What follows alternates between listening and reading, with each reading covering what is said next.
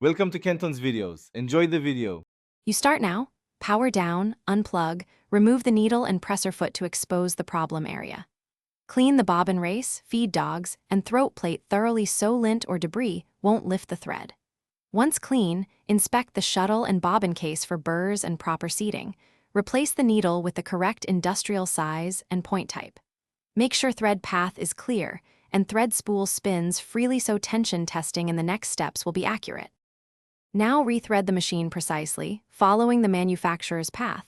Through tension discs, T-cup lever, and all guides, improper threading causes skipped stitches. Adjust upper tension in small increments, then test stitch on heavy scrap fabric. Once done, tweak bobbin tension only if upper adjustments don't solve it. If skipped stitches persist, check needle or hook timing. The hook must catch the loop just after the needle reaches its lowest point. Make sure the hook is undamaged, and timing marks a line before moving on.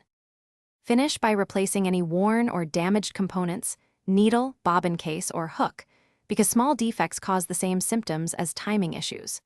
Lubricate specified points per the manual, then run the machine slowly while watching the needle and hook relationship.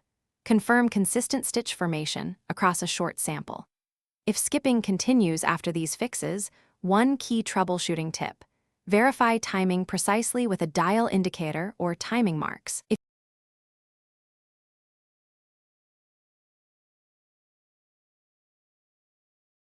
Thanks for watching. Consider subscribing if we helped you.